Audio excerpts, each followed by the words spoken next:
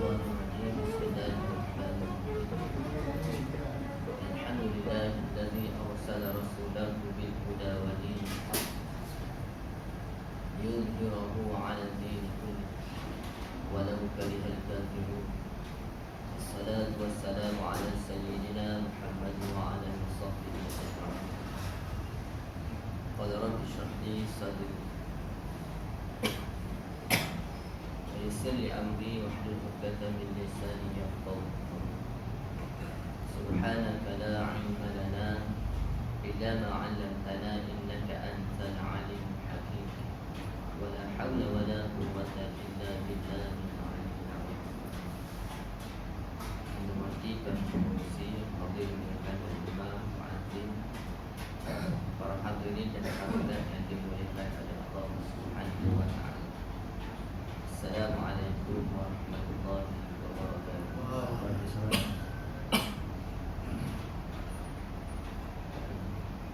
Alhamdulillah. Pertama dan selamanya memang sama-sama kita merapatkan syukuran pada Allah Taala. Pada malam 13 Syawal ini kita diberi peluang dan dipilih oleh Allah Taala untuk sama-sama kita mengerjakan ibadah solat fardu secara berjamaah. Dan insya-Allah kesempatan ruang yang ada itu akan menyambung kembali siri-siri pengajian kita.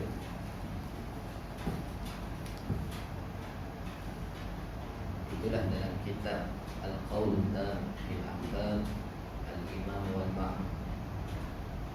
Kitab ini dikarang dan ditulis oleh Syekh Al-Imam Ibn Muhammad Al-Misri rahimahullah ta'ala.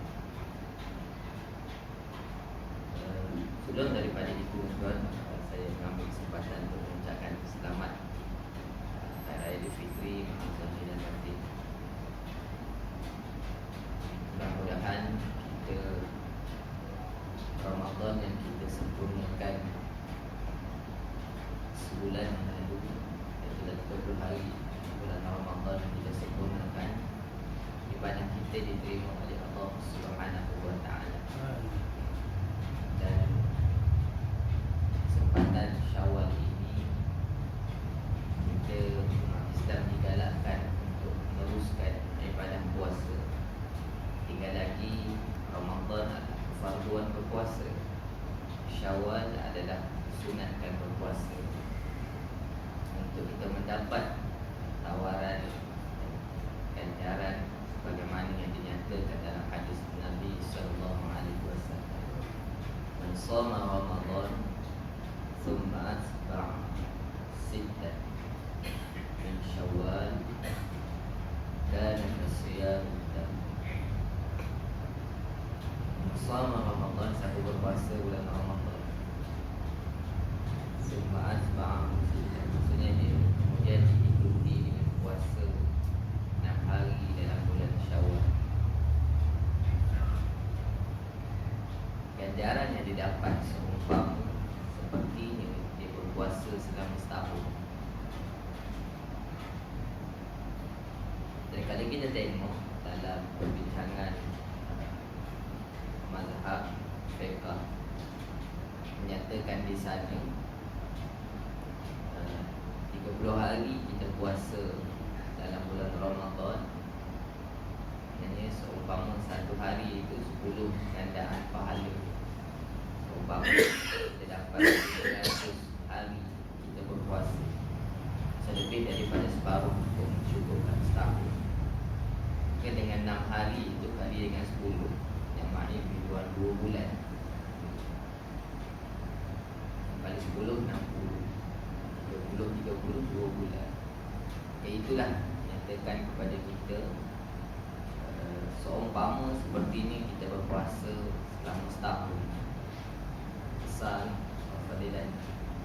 Alhamdulillah orang kita ni kalau buat puasa tak ada masalah dengan di mana-mana pun, di pejabat ke di mana-mana dia puasa sunat, tapi puasa sunat yang tak ada rasa bangga pada diri. Hari dah puasa belum, puasa 6 atau saya belum habis lagi puasa 6. Dia cakap tu puasa sunat tu, tapi dia tak ada rasa bangga dalam diri pun, itu normal. Kadang-kadang dia cakap besok saya raya ni, kita faham dah habis kata puasa 6. Ibadah sunat yang lain, kadang kita cakap, kadang-kadang dia pun datang perasaan yang lain. Maka ini semua adalah merupakan galakan di antara kita sama kita, di kalangan kita ni, memberi galakan di antara satu sama lain untuk berpuasa. Dalam pendekatan galakan berpuasa bulan Ramadan ni ada tiga kaedah dia ataupun tiga pandangan yang dibincangkan. Pertama, dinyatakan kalau setengah orang tu berpuasa hari-hari yang terakhir dalam bulan Syawal tu, maksudnya dia puasa hari-hari terakhir tu, dia dapat fadilat besar, dia dapat ganjaran besar maksudnya. Sebab apa? Dia berusaha semahunya untuk puasa juga dalam bulan Syawal. Dan pendekatan juga diberi kepada kita, kita boleh berpuasa. Ada orang puasa hari yang kedua. Raya pertama je dia makan syarat dia, raya kedua dia puasa. Kalau pergi raya rumah orang pun saya puasa. Dia tak malu sebut dia puasa. Tu orang lama-lama, orang baru tak buat macam tu.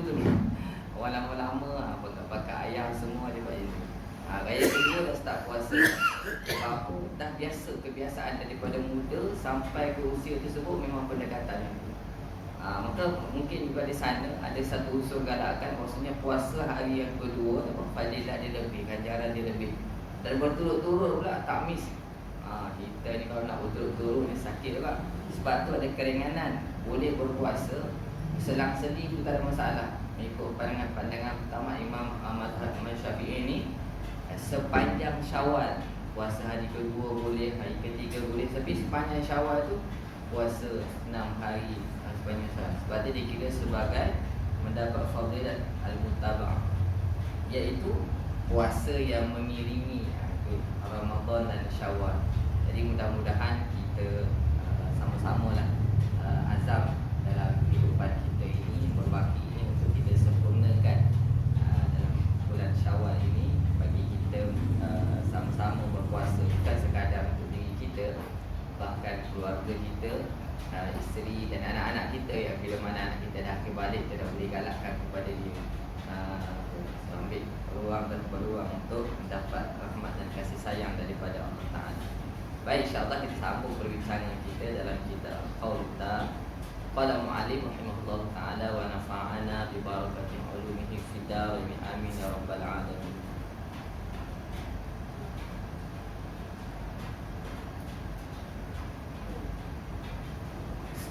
Dalam perkara yang ke-10, Qala mu'alim rahimahullah, sunat makmum bertakbiratul ihram mengiringi takbiratul ihram imam. Jadi kita lihat perkara yang musannif nak bincang ni perkara sunat. Sunat makmum bertakbiratul ihram. Kalau kita tengok sunat angkat takbir dalam solat ni, perkara yang sunat yang pertama adalah takbiratul ihram. Dia bukan wajib, dia adalah sunat kita angkat takbir. Allahu salli, kita sebut lafaz niat tu, salli, Allahu akbar, sunat yang pertama. Dan sebelum kita rukuk, kita angkat takbir kali kedua. Jadi 4 tempat je dalam solat yang disunatkan untuk angkat takbir. Allahu akbar, kita rukuk. Imam selesai Fatihah ataupun kita selesai Fatihah, kita baca tambah dengan surah Allahu akbar, kita rukuk.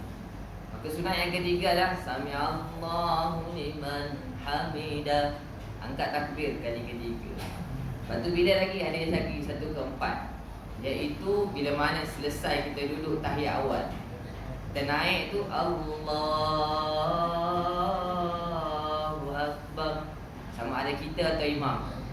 Tapi kalau kita datang tu masbuk, kemudian imam tu rakaat kedua, kita rakaat yang pertama, maka imam tu disunatkan takbir yang keempat tu yang kita sebut tu sunat, tapi kita tak disunatkan.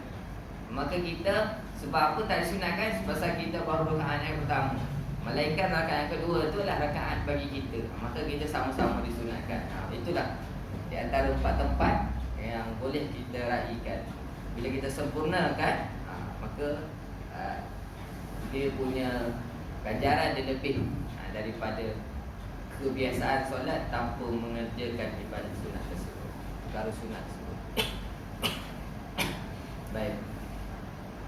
Disunatkan bagi makmum segera. Disunatkan bagi makmum segera di sini adalah para uruf-urufnya. Maksudnya kalau orang tengok tu, dia angkat takbir. Angkat takbir maksudnya selepas imam lah. Disunatkan bagi makmum segera bertakbiratul ihram sebaik sahaja selesai imam mengangkat takbirnya. Maksudnya imam angkat takbir dulu. Kadang-kadang tiga ni ada tiga peringkat lah. Kadang orang dah ready lah, imam sebut dia dah angkat tangan dah. Betul? Ada tiga pendekatan. Sebab ketiga-tiga ni ada perbincangan dari kalangan mazhab. Sebab apa dia nak dapat fadilat dia tu, nak dapat ganjaran dia. Fadilat dan ganjaran tu nak dapat tu, maka dia cari jalan juga. Kok mana? Macam tadi lah puasa tadi, ada yang kata hujung fadilat dia, ada yang kata awal yang kedua berturut-turut, ada yang macam tu lah. So fadilat pun ada solat pun mana baca tu. Maka yang pertamanya dia dah ready dah, sebut tu dia Allah. Tapi ingat agak bila imam tak sempurnakan takbiratul ihram, maka makmum tu dia kena ulang balik dengan imam. Masa imam tak masuk dalam solat, dia tak boleh Allahu Akbar. Jadi tiba-tiba imam kata Allah, tak ready, Allahu Akbar. Kali kedua yang imam angkat tu baru masuk dalam solat, maka dia yang pertama tadi tak ambil kira. Sebab apa dia tak boleh, dia mesti idza kabbara imam fakabbir. Setelah imam angkat takbir ni baru dia angkat takbir. Setengah tu saat pertama. Dan yang kedua ni ada yang setengah tu Allahu. Dia pun Allah, dia pun dah ready lah. Allahu Akbar yang kedua. Pendekatan yang kedua. Yang pertama tu mungkin orang yang orang kata dia cergas tu dia dengar tu dia dah laju. Kita jenis slow-slow ni dia lambat sikit. Maka yang ketiga ni adalah pandangan daripada mazhab Imam Syafi'i. Setelah imam sebut baru kita Allahu Akbar. Yang ketiga ni. Maksudnya selesai bagi imam selesai dulu. Maksud imam masuk dulu dalam solat. Sebab apa? Imam nak angkat takbir, imam kena niat dulu. Kalau sembahyang Jumaat, imam kena niat berimam jadi imam, wajib padanya. Makmum pun wajib niat jadi imam. Jadi biar imam tu niat dulu. Jadi bila imam dah niat tu, kita pun tahu masa bila imam niat. Tu dah niat. Ni bukan lafaz makhluk sebutan saja aku solat dalam hati. Tak, dia lintasan sembahyang fardu Jumaat imam macam tu. Jadi kita tak tahu masa bila imam awal ke tengah ke hujung. Jadi ambil pendekatan play safe, kita kata ambil pendekatan paling baik. Selesai pada imam tu Allahu Akbar, kita pun Allahu Akbar. Jadi kita dapat ni, bila imam selesai pada segera dimasukkan imam angkat takbir untuk ihram, kita pun Allahu Akbar. Itu maksud segera. Adapun kalau lewat sikit masih lagi lah, tapi jangan ibarat macam kalau orang tengok tu memang lama tempoh, tak lah. Maksudnya tak dapat. Tak dapat tu ibarat macam tak dapat ganjaran sembahyang tetap sah. Cuma ganjaran fadilat sembahyang berjamaah tu tak dapat. Sebab bukan semua orang boleh dapat takbiratul ihram bersama dengan imam ni. Hanya orang yang special je, yang ada nawaitu dia, ada kesungguhan dia, ada keazaman dia. Duduk jauh macam mana pun dia azam nak datang solat subuh berjamaah. Apalagi dia nak jadi imam, apalagi dia nak jadi makmum pun, jadi Bilal. Dia cari jalan untuk hari mana-mana sekalipun untuk dapat takbiratul ihram bersama imam. Ini hanya orang terpilih.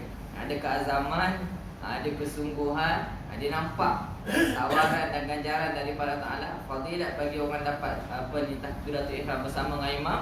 Dia nampak benda ni besar, maka dia akan usahakan semampu yang mungkin. Baik.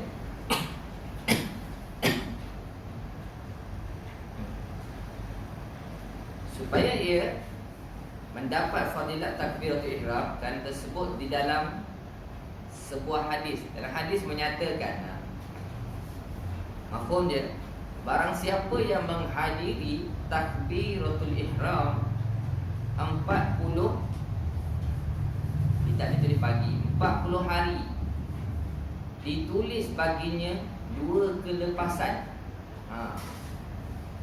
40 hari ni kalau orang duduk Mekah, sebab tu orang pergi Madinah, dia duduk 8 hari di Mekah, di Madinah, sebab nak dapat fadilat takbiratul ihram tu 4 apa? Kalau bukan 40 hari, 40 waktu kan. Tapi kalau kat sini, kalau sini kita dikata 40 hari menyamai 200 sembahyang fardu. Satu hari 5 kali dengan 40 maksudnya 200. Maka 200 ni baru didapat. Dalam hadis ini menyatakan 2 kelepasan. Kelepasan yang pertama adalah kelepasan daripada api neraka. Dan kelepasan yang kedua adalah kelepasan dari nifak atau munafik, sifat bagi orang munafik. Dan saya cuba tengok dalam hadis lain. Hadis menyatakan man shallillah arba'in yawman fi jama'ah yudriku takbiratul ula kutiba lahu bara'atan. Sama jugalah siapa yang solat maksudnya solat kerana Allah Ta'ala ini arba'in yawman 40 hari ini dengan berjamaah fi jama'ah, maka dia bersama takbiratul ula, takbiratul yang awal bersama dengan imam, ditulis baginya ataupun dia berikan kepadanya 2 kelepasan. Pasal yang pertama adalah bara'atun minan nar. Dilepaskan atau diselamatkan dia daripada bakaran api neraka. Dan yang kedua ni adalah bara'atun minan nifaq, dan daripada sifat orang munafik. Kita ni kalau kita, sebab kita ni tulis tak masuk syurga, dia tulis terlepas daripada neraka. Maksudnya bila terlepas daripada azab api neraka ni, confirm masuk syurga. Hanya dengan jaga waktu solat jaga waktu solat 40 waktu bersama 40 hari ini solat dan takbiratul ihram bersama dengan imam, maka dilepaskan daripada bakaran api neraka. Dan terlepas daripada sifat-sifat ciri bagi orang yang munafik. Maka ini pun merupakan satu keistimewaan. Sebab apa? Bukan semua orang boleh buat ni. Benda yang sebut senang, nak buat susah. Bila kita sebut senang, nak buat susah, dia kena ada mujahadah yang tinggi. Sebab tu dalam kehidupan ni kena usaha semampu yang mungkin, sebaik yang mungkin ibadah ini, untuk kita sentiasa bermuhasabah kita perjalanan hari ini. Malam hari kita tengok, hari ini masih ada kelompongan, hari ini masih ada kelemahan, Quran tak berapa nak baca, zikir tak cukup lagi, selawat tak cukup. So saya sebut ni, saya muhasabah diri saya sekarang. Kita kena sentiasa kena ada muhasabah. Sebab apa? Perjalanan kita disibukkan dengan urusan kita. Wa mal hayatud dunya illa mata'ul ghurur. Dunia ini adalah kesenangan yang menipu daya. Sebab tu kita ni bila buat sesuatu urusan dunia ni, ya Allah, kita buat seperfect yang mungkin lah. Kita buat. Bila orang tengok pun hasil kita buat memang smart lah. Memang smart lah. Tapi kalau ibadah hanya tak ada orang nampak, ibadah hanya kita aja. Malaikat yang tahu, dia catat amalan kita. Pagi tadi bangun tak kiam, puasa dah cukup belum, apa lagi yang belum, apa lagi belum. So maksudnya kita tak boleh membohongi diri kita. Maka kita kena muhasabah diri kita, kena cari jalan. Hari ni dah sedekah ke belum, hari ni dah selawat kata Nabi dan sebagainya. Nak buatlah apa-apa ibadah, sedikit ibadah. Ma la yudraku kullu, la yudraku kullu. Apa yang tak dapat dibuat semua, jangan ditinggal semua. So pakat-pakat cari jalan. Bukan diri kita lah, isteri kita bersama orang. Kenapa bulan Ramadan orang boleh khatam Quran 30 hari dalam bulan Ramadan? Mungkin bulan Ramadan itu bulan yang diturunkan Al-Quran. Diturunkan Al-Quran. Jadi orang cukup khatam sebulan boleh khatam Quran kan. Imam Syafi'i 2 kali khatam dalam satu hari kan. Sebulan 60. Kita tak mampu sampai situ, tapi kita cuba cari jalan khatam Quran. Tapi kalau dalam bulan Ramadan kita dapat khatam Quran 2 Ramadan, cari jalan kan. Ada baki-baki lagi yang kurang 1 juzuk, yang lebih 1 juzuk, yang lebih 15 juzuk. So sambung dia. Cari jalan supaya kita juga khatam Quran. Mudah-mudahan berkata bulan Ramadan tu berpanjangan, dapat kita teruskan kehidupan kita untuk mendapat satu anugerah daripada Allah Subhanahu Wa Taala. Baik.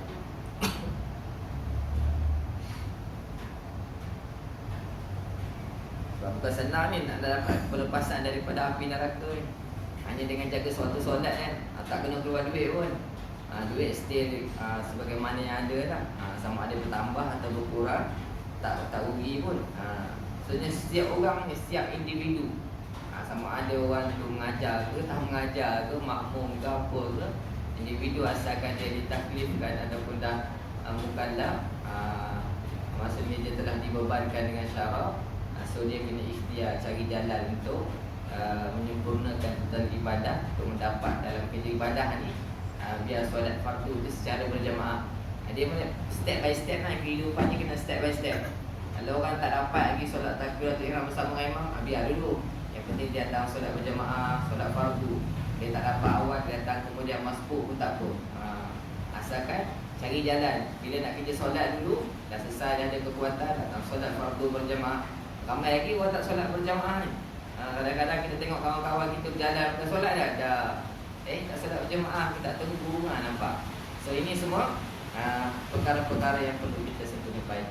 Telah tersebut di dalam kitab Syarhul Shihab, diriwayatkan ada sekumpulan pencuri telah mencuri. Maksudnya dalam kitab-kitab yang lain, perbincangan musannif datangkan perbincangan dalam kitab yang lain, katanya ada dalam kitab Syarhul Shihab, ada sekumpulan pencuri.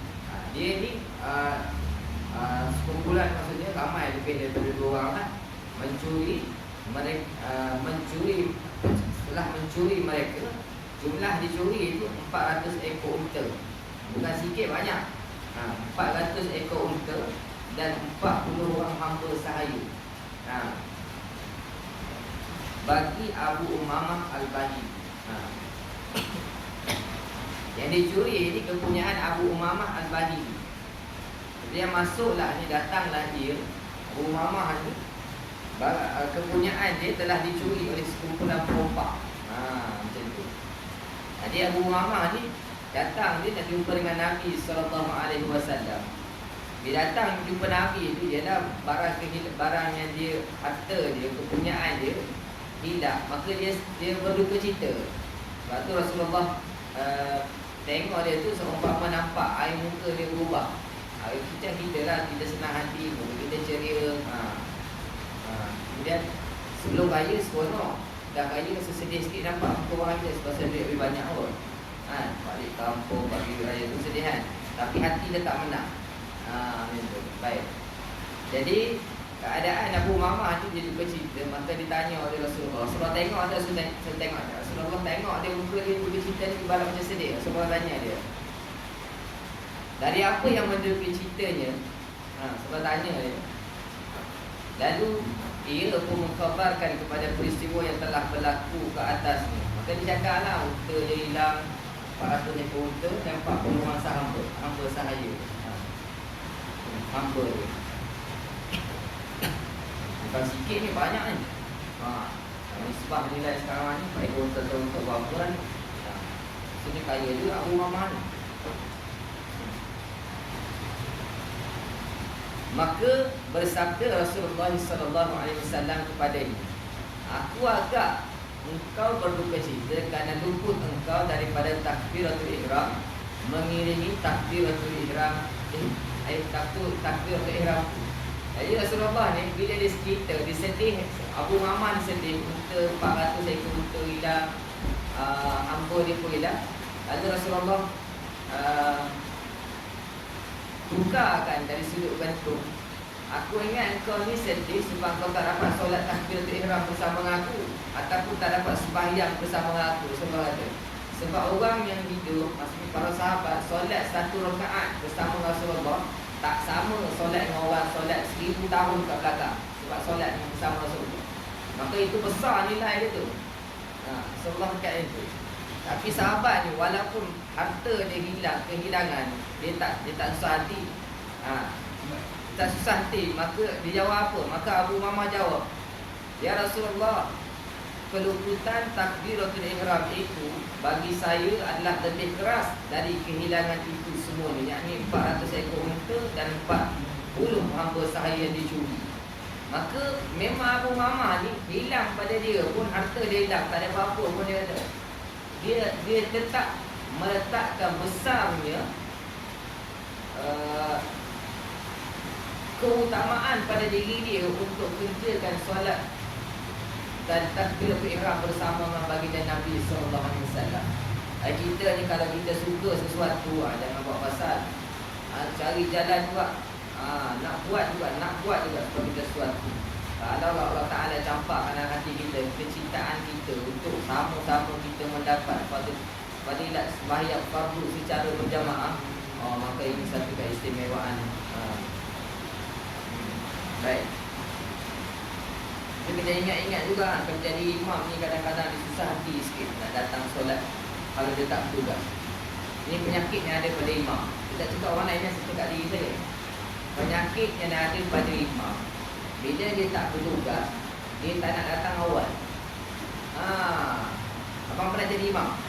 Jadi imam baru tahu. Penyakit yang ada pada imam, bila dia tak bertugas, dia susah nak datang awal. Walaupun dia tahu ni takbiratul ihram ni bersama dengan imam ni fadilah dia besar. Sebab apa? Dia takut dia kena pergi ke depan. Orang nak rehat, nak solat dengan tak nak pergi ke depan. Nak pergi depan ni, walau nak baca qul huwallah, walau nak baca mu'afadah, dia datang, dia fokus nak jadi imam, dia nak fokus baca tu, dia punya concentrate dia. Dia penat tau. Dia penat, ada kepenatan. Jadi mudah-mudahan kita dihilangkan perkara-perkara yang bisikan al-qanat. Sebab syaitan di dalam Quran dia sebutlah, bisikan syaitan al-qanat itu sentiasa bisik kepada kita, untuk bisik kita, kalau dia tak tugas, tak payahlah pergi awal-awal, nampak warang tengok pergi awal, kita orang kata tugas, kenapa tak tugas, kemana itu tugas, biarlah dia bertugas. Semoga dia mampu berdekau, kacau dia buat itu.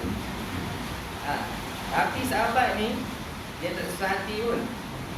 Bahkan lebih keras, ini besar dari kehilangan unta sepenuh bumi ini pun. Sebab tu ada di kalangan sahabat ni, bila dia luput daripada sembahyang bertakbiratul ihram bersama dengan imam, dia ada kebun, di kebun dia tu membuatkan dia sibuk sampai dia tak ada nak solat awal waktu bersama dengan imam takbiratul ihram. Last kali kebun tu diwakafkan. Jangan main-main. Kita beli motor baru, bila dah komat dan dah azan dah, kita relax lagi, boleh cari motor kita. Bila komat, kita cool and steady lagi, tak lap lagi, tak apa, tak ada masalah pun. Tak masalah pun. Kena hari hujan je ni, kelang kabut nak pergi ada motor. Bukan motor saya lah, motor saya motor lama, saya tak kelang kabut. Orang macam motor baru lah, dia kelang kabut sikit. Nampak? Kelang kabut. Biar imam solat takbiratul ihram, imam pun fadilat dulu, kita tak fikir lah. Selamatkan motor dulu, penat masuk tadi. Allah Rabbi, nampak kecintaan kita pada sesuatu dia tinggi kan. Tapi kita tak tahu tau nilai. Bila kita korban untuk urusan agama Allah Ta'ala ni, Allah Ta'ala selamatkan kita perjalanan, kan, motor kita selamat, urusan kerja kita semudah, urusan nak hantar anak sekolah, urusan isteri mudah. Kadang-kadang kita pergi keluar tu, ada orang sedekah nak bagi duit, kalau kita kaya orang nak bagi kita hadiah. Ada saja jalan-jalan yang dipermudahkan urusan oleh Allah Ta'ala. Dia tu kita tak nampak. Pasal rezeki ni tak nampak pandangan mata hadapan ni. Melainkan kita, tapi kalau kita yakin dengan ketentuan Allah Ta'ala, ramai orang, setengah orang tu dia belanja orang pagi-pagi, sahur atau pagi-pagi breakfast dia belanja orang. Pergi kedai, tak apa-apa, saya bayar. Tu dia keluar pergi makan tengah hari, dia bawa family dia ramai, makanan dia tak pergi kaunter nak bayar, ada orang bayar. Nampak? kita mengundang rezeki Allah Ta'ala, yang ni kita tak nampak. Tadi kita nak bayar tadi, bukan nak bayar ni. Duit aku ni bawa cukup ni. Yang ni nak tunai nampak. Itu pandai kita. Tuan-tuan tak tahu saya kot. Pandai macam tu saya lah. Tapi kita tak nampak Allah Ta'ala nak mudah urusan kehidupan kita. Allah besar anugerah Allah Ta'ala ni. Sebabnya perkara-perkara hakikat ni orang bukan semua nampak ni. Perkara-perkara hakikat ni yang mahal ni. Baik. Telah menyebut pengarang kitab Minhaj. Sesungguhnya mendapat fadilat takbiratul ihram itu hanya dengan mengangkat takbiratul ihram, itu mengiringi takbiratul ihram imam. Sesungguhnya mendapat fadilat takbiratul ihram itu hanya dengan mengangkat takbiratul ihram itu mengiringi takbiratul ihram imam. Dapat anugerah Allah Ta'ala itu cukup mudah. Allah Ta'ala tak sediakan perantaraan. Kalau kita nak jumpa orang besar, orang kenamaan, kita jumpa ICU dulu. Kalau penceramah yang keluar TV tu, call dia tak layan ada. Dah semualah setengah-setengah tu. Sila call sikit usaha saya, PA saya, membantu kat dia. Sebab aku ramai sangat orang telefon, tak ada nak layan. Jadi macam tu lah, saya pun nak call juga kan. Dia selebriti yang agak-agak glamour ni. Nombor yang dia forward, nombor PA. Jadi kita boleh bincang apa semua. Sebab apa? Ramai sangat. Tapi hubungan kita dengan Allah Ta'ala ni, kita boleh direct kan. Kita ambil, kita jaga ibadah kita, suci badan kita daripada hadas, ambil wudu, solat, munajat, minta direct dengan Allah Ta'ala, tak ada perantaraan. Dan minta tu boleh minta macam-macam apa yang kita minta. Ulama ajar kepada kita lah apa benda yang sepatutnya kita minta lah. Tapi nak cerita bahawasanya tak ada masalah, boleh saja kita nak minta apa-apa pun. Sebab apa? Ini antara hubungan makhluk dengan Allah Ta'ala, dan kita nak berserah diri. Syak aku buat apa? 8.51. Berapa minit lagi? 2 minit lagi. Okay. Jadi kalau kita melihat takbiratul ihram ini, takbir yang bila mana kita angkat takbir tu, kita dah tak kena buat benda lain. Asal dekat luar harus kita boleh makan lah. Tapi bila dalam solat, makan tak boleh. Kalau ada makanan dalam mulut pun sebesar biji kacang, dan kalau kita masukkan dalam mulut, dia kira batal lah. Jadi ihram, takbiratul ihram ni mengharamkan kita buat benda-benda yang tak boleh.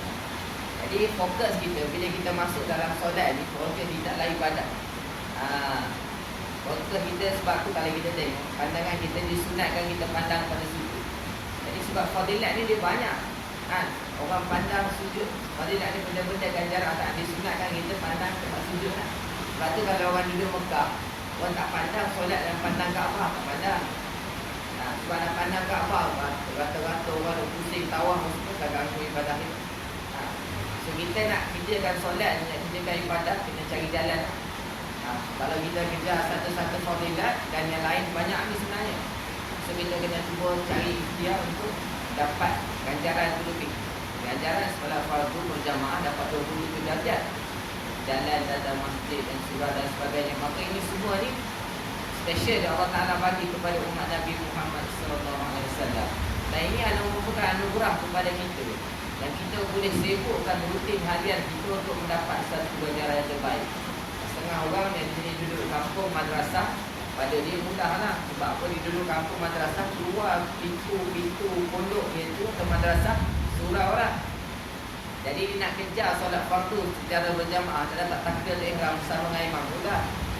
Kita yang duduk atas ni kadang-kadang speaker tak dengar. Kita nak tunggu speaker azan dengar dulu kan. Kita nak tunggu bila azan ke, kita nak tengok masa kita nak tunggu bawah. So kita kena plan juga diri kita ni, mana satu. Tapi kebiasaan hari ni orang duduk kat rumah, Allahu Akbar, Allahu Akbar. Dia tengah makan kat rumah tu, tak habis makan lagi. Bila nak komat pun dia kelar kabur turun. Itu biasa. Itu kita lah, saya lah tu. So kita kena ubah kat diri kita. Ya Allah, susah nak buat perubahan dalam kehidupan. Saya kata diri saya susah nak buat perubahan. Kita tahu dah benda-benda macam ni, tapi ya Allah, susahnya nak buat perubahan. Nak jadi orang yang istiqamah, datang surau awal pun tak boleh kita. Kadang-kadang datang ada tugasan tertentu, jumpa kawan sebelum solat fardu, datang awal. Kalau tak jumpa kawan, datang kemudian. Nampak? Tapi kalau kita datang awal, banyak benda yang kita boleh buat. Orang masuk, berarti tuan-tuan, saya tengok orang masuk masjid, datang awal, dia boleh solat di masjid, dia boleh berdoa, dia boleh wirid, dia boleh kalau ada masa dia sentuh ambil mushaf Quran baca. Yang banyak benda dia boleh buat dalam tempoh masa walaupun 15 minit. Tapi kita yang datang lambat ni, kadang-kadang ganggu imam pula, nak wirid kuat-kuat, makmum masuk solat belakang, rakaat ketiga tak habis lagi. Nampak? Padahal salah kita, bukan salah imam. Ini surah rotib yang memang ada rutin, memang ada orang solat. Dan kita yang pilih pilihan datang kemudian, maka imam nak wirid, kan? Memang imam sekurang perlahan, tapi dah macam terganggu sikit lah dengan kita. Tapi sebab itu kita yang pilih. Sebenarnya kita ada pilihan. Wa hadaina kun najdain. Pilihan tu ada pada kita. Kita boleh pilih nak datang awal, solat tenang. Jadi kita kena cari jalan lah supaya kita dapat menyempurnakan ibadah ni dalam suasana hati yang tenang. Maksudnya tenang tu boleh datang awal, relax, kalau tunggu azan. Sebanyak pahala yang boleh kita raih dalam satu ibadah yang kita buat berbanding yang kita datang kemudian. Kita datang kemudian, banyak perkara yang kita tak buat. Yang banyak perkara yang kita tak buat ni sebenarnya dia menghalang ataupun mengganggu sedikit perjalanan kelangsungan kehidupan kita. Kali kita buat ibadah, Allah Ta'ala akan memudahkan urusan kita, Allah Ta'ala akan jadi kita. Memang kita dapat package banyak. Tapi bila kita minimumkan ibadah kita, so kita berada dalam keadaan kesempitan, ataupun kita nak terkejar-kejar rasih dalam satu hari, nak kejar sana, kejar sini. Macam tu juga kalau anak-anak pun nak pergi sekolah, kita hantar awal, dia pun pernah pergi sekolah, hati pun rasa macam seronok, tak kelang kabut. Macam tu lah. Jadi mudah-mudahan kita dapatlah untuk mendisiplinkan diri kita melalui ibadah ni. Akhirnya ibadah yang kita disiplinkan diri kita ni akan membentuk bi'ah suasana dalam rumah tangga kita. Anak-anak nak buat apa, nak pergi awal ni aja rasa jalan jam. Nampak? Dah ada pelancangan kita, perjalanan kita. Nak buat apa-apa pun pergi awal sampai masa awal, tenang, semua mudah. Kalau urusan nak belajar pun tak kelang kabut, urusan nak naik flight pun pergi tenang. Dia nak tutup dengan satu kisah. Tak ada seorang bapa tu, bapa disekap. Kita pernah dengar bapa disekap, yang ajar kitab tu dekat wilayah, masjid-masjid wilayah. Dia cakap dalam satu daurah, dia kata dia keluar rumah nak pergi mengajar ni dekat sekitar Malaysia. Dia nak masuk, dia kan tagline nak masuk sini. Dia kata kali dia nak masuk sini, dia pergi lambat. Jadi dia pergi lambat, dia doa kepada Allah Ta'ala supaya perjalanan dia mudah dia berjalan dan dia sampai destinasi dia dengan selamat lah maksudnya kan. Jadi bila dia keluar lambat, flight yang nak jalan tu, tiba-tiba aturan Allah Ta'ala, flight tu delay. Jadi flight tu delay, dia sampai tu dia sampai awal lah. Dia dapat naik flight terbang sampai sini. So tak terganggu lah perjalanan hidup dia. Lepas tu dia muhasabah dia kata, tak boleh buat macam ni. Dalam flight tu berapa ramai orang ada, dia kata. Akhirnya orang yang ada dalam flight ni, semua urusan kelangsungan kehidupan dia jadi terganggu. Disebabkan Allah Ta'ala perkenankan hajat permintaan dia, jadi terganggu lah. Jadi tak boleh. Dia fikir cara benda tu. Kita tak fikir cara benda tu kan. Dia fikir selamat diri kita, jadi selamat. Tiket tak apa, jadi je lah kan. Tak selepas kan. Jadi dia fikir tak boleh buat macam ni. So macam mana pun, disiplin solat ini sebenarnya membantu diri kita untuk kita sempurnakan. Akhirnya dia akan menyenangkan kita dan akan memudahkan semua urusan orang lain, termasuk kawan kita yang kenal, tak kenal. Umat Islam ni di dunia ni bila mana dididik dan disiplinkan dalam mengerjakan tuntutan waktu secara berjamaah ini, maka dalam kehidupan kelangsungan dia akan jadi mudah. Jadi saya kira itulah sekadar itu yang baik itu datang daripada Allah Subhanahu Wa Taala. Wabillahi taufiq wal hidayah.